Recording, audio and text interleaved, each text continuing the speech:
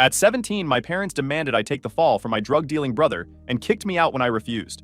13 years later, after I built a successful company, they called 99 times begging me to save my brother from federal charges. Hey Reddit, my family tried to break me young, but I refused to play the role they assigned. I clawed my way out, built something real, and thought I'd finally put them in the rear view. Turns out they weren't done trying to drag me back. Before we get to that part, here's how it all started.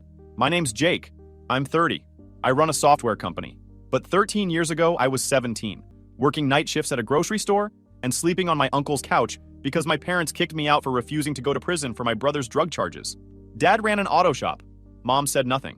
And my older brother Cody was the golden child who could do no wrong, even when he was doing everything wrong. The cops showed up on a Tuesday. 2 of them showed my dad a search warrant. He let them in because he didn't have much choice. They found 3 ounces in my brother's room. Cody was 20. I was 17. He'd been dealing since he was 16, and everyone in the family knew it, except apparently my parents, who paid for his car and his clothes. Cody got away with everything. Wrecked Dad's truck at 18, didn't pay a dime for repairs, failed out of community college twice. Dad just shrugged. Got arrested for possession at 19. Dad hired a lawyer and made it disappear. Meanwhile, I had a 10 p.m. curfew and had to explain where every dollar went. The cops asked whose room it was. My dad said it was shared. A lie. I had my own room. Always had. They asked to speak to both of us separately. The older cop pulled me into the kitchen, asked if those drugs were mine, asked if I'd ever used, asked if I knew who Cody was selling to. I told the truth. That was Cody's room. Those were Cody's drugs. I had nothing to do with it. Didn't use. Didn't know his customers because I stayed as far away from his business as possible. The cop wrote everything down, looked at me like he was trying to figure out if I was lying. You sure about that? Positive. Because your brother says you've been acting strange lately. Says he's worried you might be using. My brother's trying to save himself. Smart kid. Cody told them he had no idea how those drugs got there, that maybe his younger brother had put them there, that he'd been worried about me lately, that I'd been distant and secretive. All lies. But Cody had always been a good liar. Charming. Knew how to work people. The cops didn't buy it. One of them told my dad they'd been building a case for weeks. Surveillance. Watching who came and went. They knew Cody had been making runs to 3 different counties. They weren't here for a personal stash. They were here for the network. The cops left after 2 hours. No arrest yet because they were coordinating with federal investigators. Told us someone would be in touch. Not to leave town. The next 4 days were bad. Day 1 was Dad's logic play. He sat me down an hour after the cops left. Calm. Reasonable.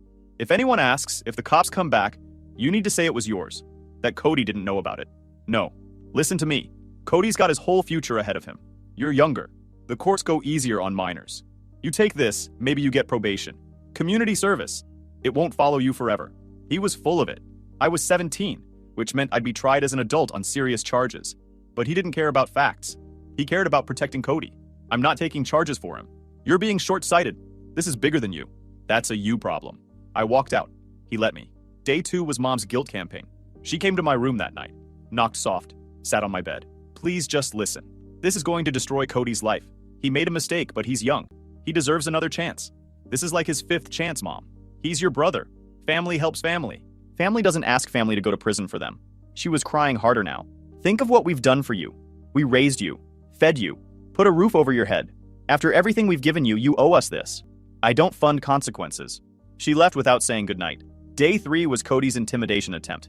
He showed up in my room around midnight, sat in my desk chair. His hands were shaking slightly, but his voice was steady. You really gonna let me go down for this? Yeah. Why? Because they're your drugs, your choices, your mess. He leaned forward. Then he smiled. Empty. Hollow. You know what? I hope you fail.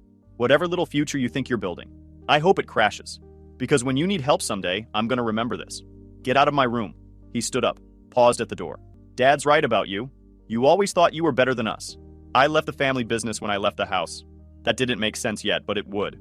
Day 4 was the ultimatum. I'd been keeping a secret. 3 months earlier, I'd gotten an acceptance letter from State University. Full scholarship for computer science. Everything covered. I'd applied through my guidance counselor because I knew what Dad would say, that I should stay local, work at his shop, not waste time with college. I'd hidden the letter in my desk drawer. Full ride. A way out. Now Dad was in my doorway. Last chance.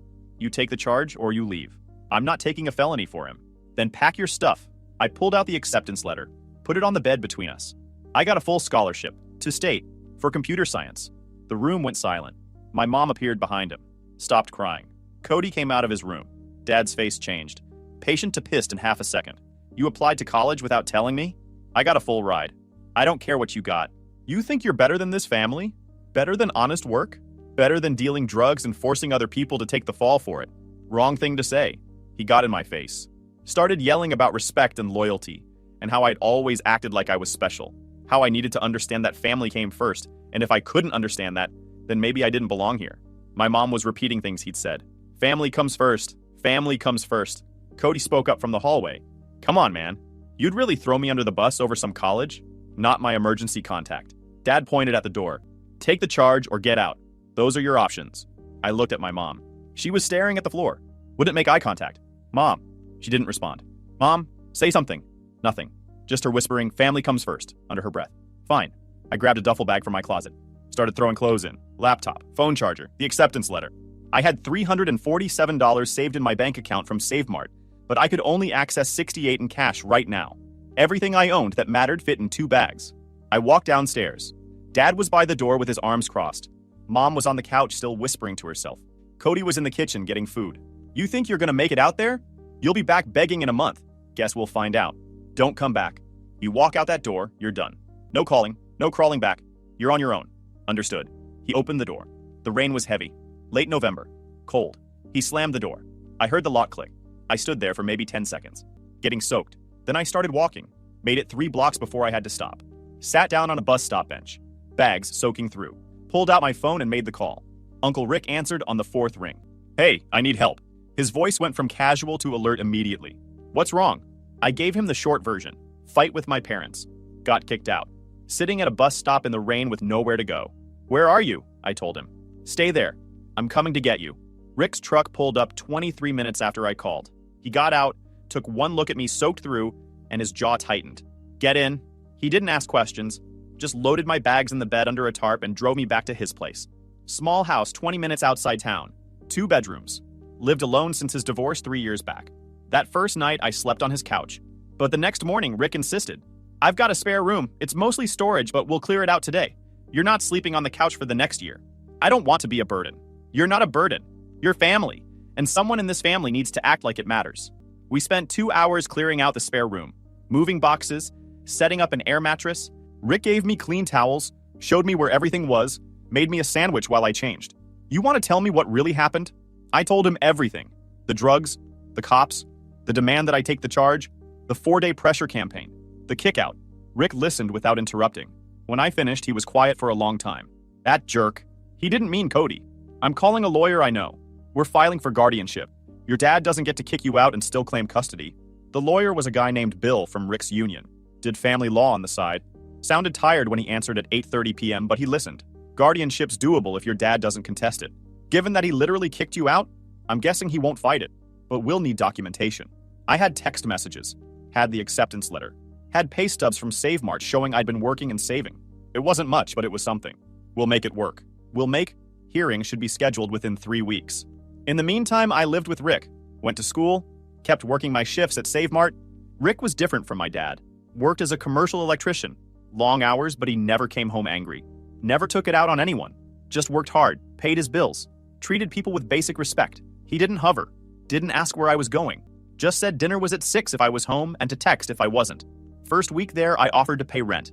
He looked at me like I'd grown a second head. You're 17 and you just got kicked out. Keep your money. I want to contribute. Buy groceries when you can. That's enough. I bought groceries. Made dinner when he worked late. It felt normal. The guardianship hearing was 3 weeks out. Bill said I'd have to testify about what happened. They won't fight it, Rick said. They kicked him out. They can't claim they want custody now. He was right, but that didn't make the hearing less brutal. The day came. I wore the only button-up shirt I owned. Rick wore his work clothes because he'd come straight from a job site. Bill met us at the courthouse. Your dad's not here, your mom is, back row. I turned. My mom was sitting in the last row, alone. The judge came in, asked why I was seeking guardianship from my uncle instead of living with my parents. Bill explained. The drugs. The scapegoating attempt. The demand that I take the fall. The kickout in the rain. He entered the text messages as evidence. The acceptance letter. My work history. The judge looked at the paperwork, then at my mom. Ma'am, you're the minor's mother. Do you have anything to say about this? My mom stood up, shaky. She looked at me for the first time since I'd left. I don't want to lose him. The judge waited. But I can't go against my husband, and I can't let my other son go to prison. So you're choosing not to contest the guardianship? Silence. Ma'am, I don't contest it. The judge's expression could have frozen water. Ma'am, you understand you're essentially abandoning your 17-year-old son? You're allowing him to be raised by his uncle because you won't stand up to your husband or hold your adult son accountable for his criminal actions? My mom started crying. Didn't answer. Guardianship granted. Sir, you are now the legal guardian. The minor's biological parents will retain parental rights, but custody is transferred effective immediately. My mom left before I could talk to her. Not that I wanted to. Rick drove us home in silence. When we got there, he made me a sandwich and told me we'd figure out the rest as it came. Living with Rick became normal faster than I expected. He treated me like a person. Not property, not a pawn. Just a kid who needed stability and space to figure things out. I finished senior year. Kept working at SaveMart. My manager Frank figured out my situation pretty quick. Ex-military. Didn't talk much. Started leaving expired sandwiches in a specific spot in the back. Never said anything about it. Just made sure I knew they were there. One night I thanked him. He waved it off. Been there. Different circumstances, but same desperate. Someone helped me. Passing it forward. I graduated with honors. Rick came to graduation with a small camera. Took photos. Frank came in his work uniform. Gave me a firm handshake after. My parents didn't come. Cody didn't come. I didn't expect them to, and I wasn't disappointed. Rick helped me move into my dorm at State. Bought me a mini fridge, desk lamp, fan. Gave me $200 and told me to call if I needed anything. I'm proud of you. You know that, right? Yeah, I know. Don't let them make you bitter. You're better than that. I moved in and started the next chapter. The scholarship covered tuition and dorm fees, but I still needed money for books, food, transportation. 3 jobs became my normal. College was brutal. Not the academics. I was good at school.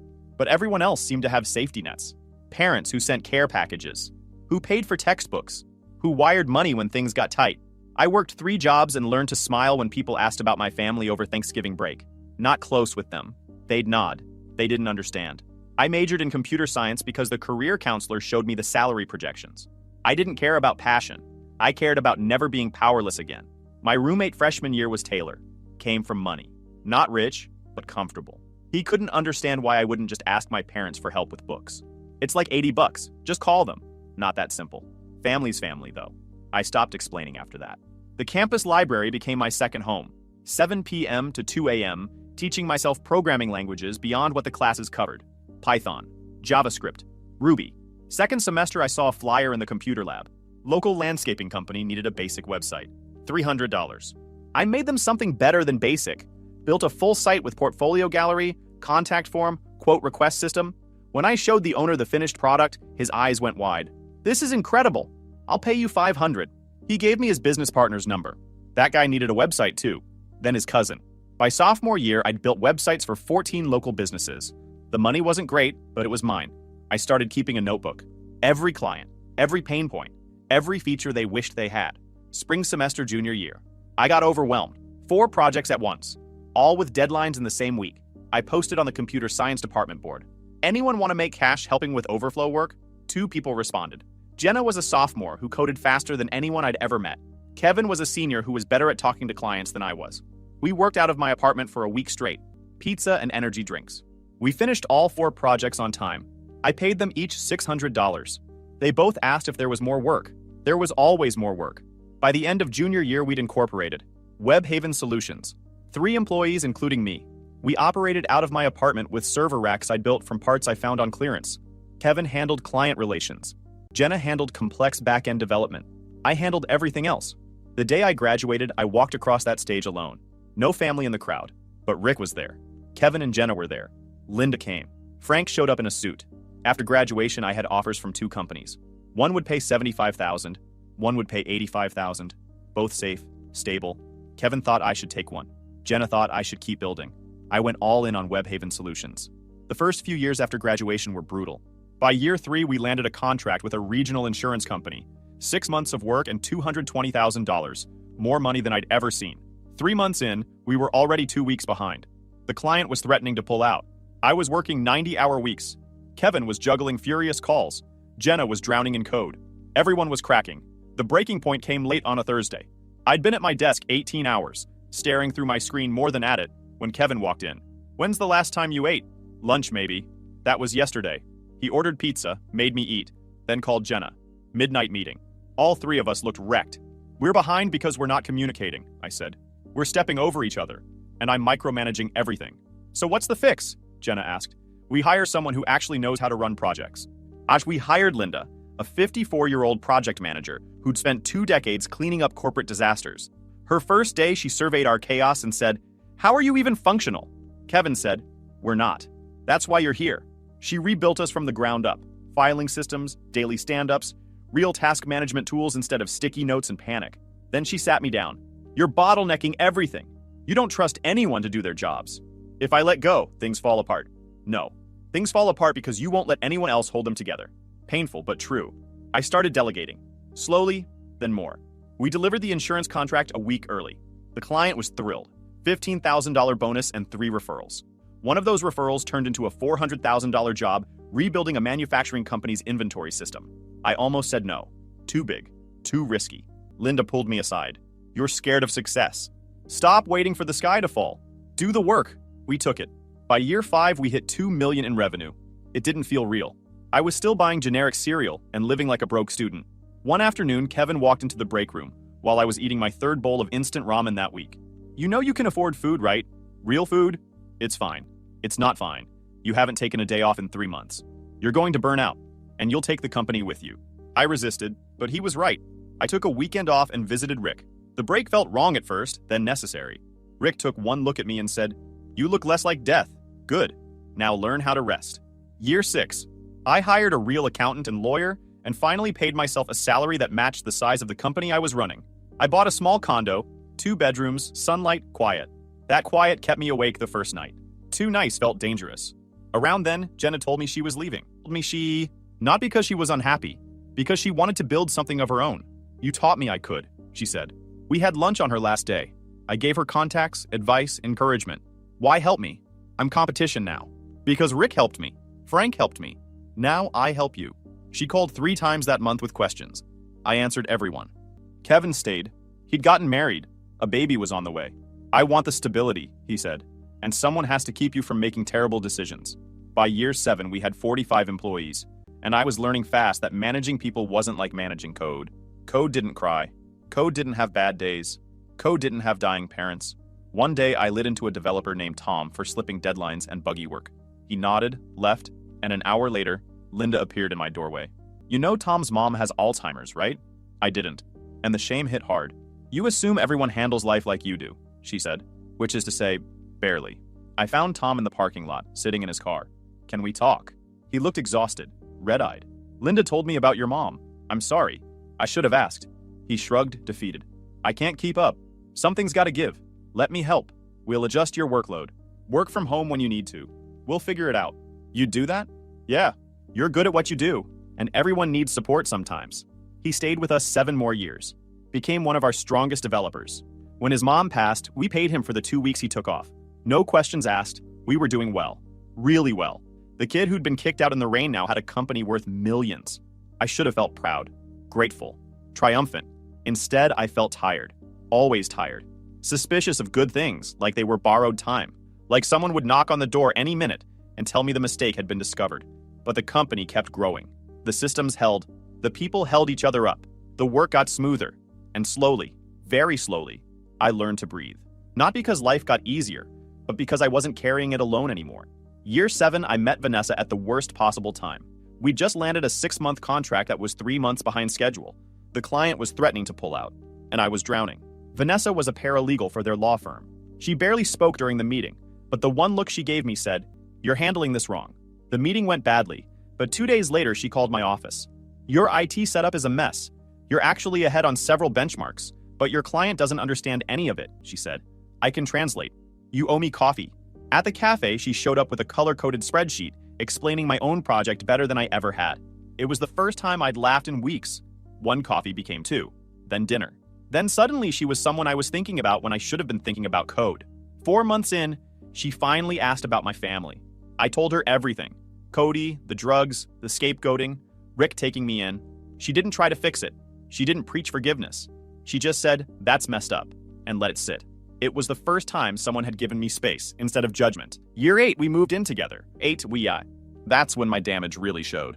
I worked until 2 a.m., forgot to eat, lived like stopping meant losing everything. Vanessa would drag me to bed and tell me I was burning out. I kept insisting I was fine. Our first real fight came after a 70-plus hour week I hadn't told her about. She found me passed out at my desk and called me out, hard. When she left for 2 days, I called Rick. He told me I was turning into my mother, shutting down when things got hard. When she came back, I apologized for the first time in my life and actually meant it. We made rules. If I was overwhelmed, I told her. If I was working insane hours, she needed to know. And I stuck to it. She had her own scars. Her dad bailed when she was 12, and sometimes she'd test me just to see if I'd leave too. We learned each other's patterns and grew around them instead of away. Year 9, we got engaged. I proposed at Rick's house over Sunday dinner, nothing fancy. We had a small wedding. Rick walked me down the aisle, my team showed up. Even Frank wore a suit. Vanessa's family treated me like I'd always been theirs. Year 10. Webhaven hit $12 million in revenue. Vanessa made partner. We bought a house with a yard and a dog we named Frank, which made the real Frank laugh. Rick came over most Sundays, fixed things, told awful dad jokes. Life was good. Then my phone started ringing. I was in a quarterly review meeting when my phone vibrated. Then again. Then kept vibrating. 63 missed calls, all from Cody's number. I stepped out, listened to the first voicemail. Hey, I know we haven't talked, but I need to talk to you. It's important. Call me back. The second one was angrier. Seriously, man, call me back. Mom and Dad need help. This is serious. I blocked his number. 2 hours later, my dad called from a number I didn't recognize. Your brother's in trouble. Serious charges. We need help. Call me. Deleted. My mom called from a different number. Please just talk to us. Please. This is different. We made mistakes, but we need you. Vanessa noticed something was wrong at dinner. They called. Your parents? And Cody. 63 calls. She was quiet for a minute. You should probably find out what they want, just so you know what you're dealing with. She was right. I called my dad back the next morning. Hello? It's me. What do you want? Oh, thank God. We need to talk. No. Tell me on the phone. He took a breath. Your brother got arrested again. They're talking 20 years minimum. Distribution. They're saying he's part of a larger operation. Okay. Okay? That's all you have to say? He's been dealing for over a decade. This was inevitable. We need a lawyer. Federal defense. We've spent everything we have and we can't afford. So hire one. We can't. We're broke. The shop's barely breaking even. We need help and you have that company. And you want me to pay for Cody's lawyer. He's your brother. He stopped being my brother when you kicked me out to protect him. That was a mistake. We admit that. Maybe he should have thought about consequences before spending his 20s dealing drugs. You can't mean that. That's a you problem. After everything we did for you, everything you did for me, you kicked me out at 17, told me I'd be begging to come back, chose him over me, and now you want my help? Please. We're desperate. Good. I hung up. They didn't stop. Over the next 3 weeks, I got 87 more calls, different numbers, my mom, my dad, Cody from jail, random relatives I barely knew. I blocked them all. Then my dad showed up at my office. Security called. Sir, there's someone in the lobby demanding to see you. Says he's your father.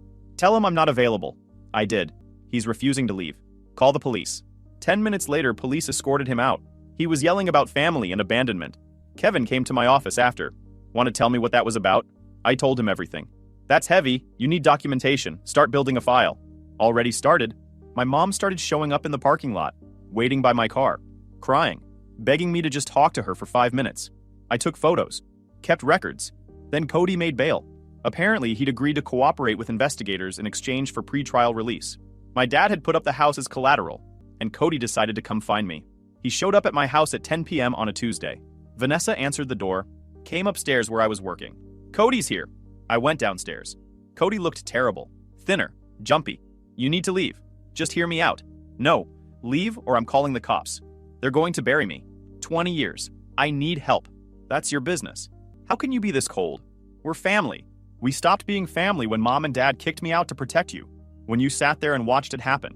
When you spent the last decade not giving a single thought to whether I was alive or dead. I was a kid. You were 20. I was 17. You were old enough to know better. I closed the door. Called the police. Reported trespassing. The harassment escalated. My mom sent letters to my office trying to turn my employees against me. Linda brought me one. Your mom's unhinged. Yep. Time for legal action. Yep. I hired a lawyer. The expensive kind. We filed for restraining orders against all 3 of them. Compiled everything. The voicemails. The office visits. The letters. The showing up at my house. Then my dad got creative. Filed a police report claiming I'd stolen tools from his shop when I left. That I'd threatened him over the phone. All lies. My lawyer shut it down fast. Showed the guardianship paperwork. Showed I was a minor when I left. Showed the timeline didn't match. The police closed the complaint. Then my dad started calling my clients. Told them I was under investigation for fraud. That they should pull their contracts. 2 clients called to verify. I explained. Sent documentation. They stayed. 3 clients just quietly pulled their contracts. $48,000 in lost revenue. I could have let it go, but I'd spent 13 years building something from nothing, and I wasn't about to let them destroy it. My lawyer got aggressive. Cease and desist letters, defamation claims, threatened criminal charges for harassment and tortious interference. The hearing for the restraining orders came 3 weeks later. All 3 of them showed up. Dad in a suit, Mom crying, Cody looking miserable. My lawyer presented everything. The original kickout, the years of no contact, the sudden harassment, the office disruptions, the letters to employees, the false police reports, the calls to my clients. The judge looked disgusted. And you're doing this because you want him to pay for your other son's legal defense? My dad tried to explain about family and obligation. The judge cut him off. You kicked him out at 17 for refusing to take drug charges for his brother. You had no contact for over a decade. You show up demanding money, and when he refuses, you harass him, file false reports, and try to destroy his business. That's not family. That's extortion. Restraining order granted. 1,000 feet minimum distance. No contact, direct or indirect. Violation results in immediate arrest. My mom tried to approach me after. Bailiff stopped her. I left through a side exit. Vanessa was waiting in the parking lot. How'd it go? Restraining order granted. Good. Now they can't touch you. 6 months went by. Quiet. No contact. No harassment. I heard through Rick that Cody had taken a plea deal. 12 years. Federal prison. Probably out in 9 with good behavior. My dad's auto shop went under. Couldn't recover from years of draining money on lawyers and bail. He ended up working for a chain lube shop doing oil changes for $15 an hour. My mom stopped talking to most of her friends. I felt nothing about it. Maybe that made me cold. Maybe it made me practical. Either way, I'd spent enough years caring about people who didn't care about me. Life moved on. Webhaven Solutions kept growing. Year 12, I sold 30% to a private equity firm for enough money that I'd never have to work again. I kept working anyway. Vanessa and I had a daughter. Named her Riley. Rick was in the delivery room. Cried when he held her. Frank came to visit in the hospital. Brought a stuffed bear. My parents didn't call. Didn't send anything. Good. Riley turned 3 and started asking about grandparents.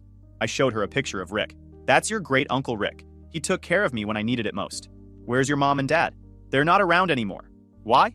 Because sometimes people make choices that mean they can't be in your life. And that's okay because family isn't always about blood.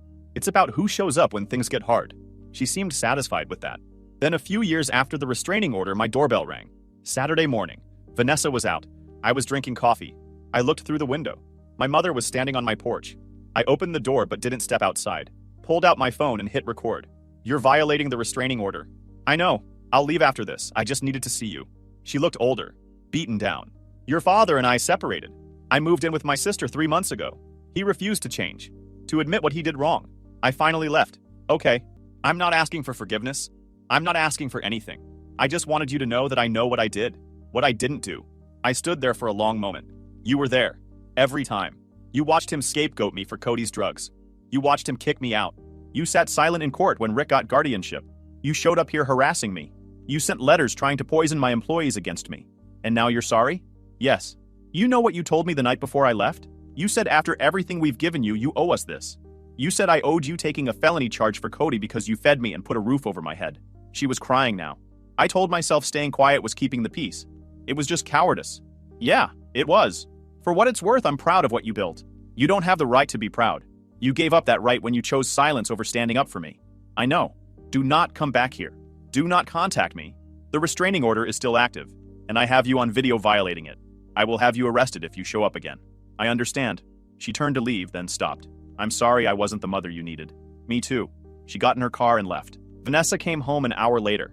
I told her what happened, showed her the video. How do you feel? Like I made the right call. Good. I never heard from any of them again. Rick told me eventually that my dad's life fell apart completely. Working minimum wage. Living in a studio apartment. Alone. Rick told me my mom went back to school. Got certified as a medical assistant. Was trying to build a life that didn't revolve around enabling other people's destruction. Rick told me Cody got out early on good behavior. Living in a halfway house. Working at a warehouse making $12 an hour. Would be on federal probation for another decade. I listened to the updates.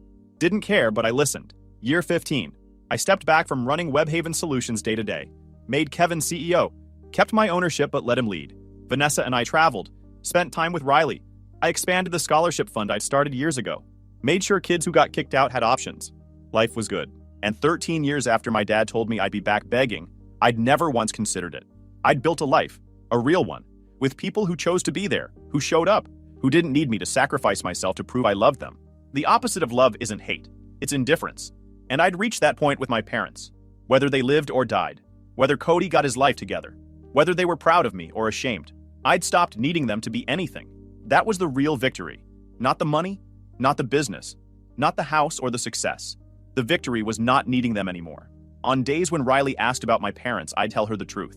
That family isn't always the people you're born to. Sometimes it's the people who choose you when things fall apart. Uncle Rick, who took me in. Frank, who looked away when I needed food. Kevin and Jenna, who built something with me. Linda, who taught me how to lead. Vanessa, who loved me without needing me to be perfect. That was family. Everything else was just biology. And biology without love was nothing at all.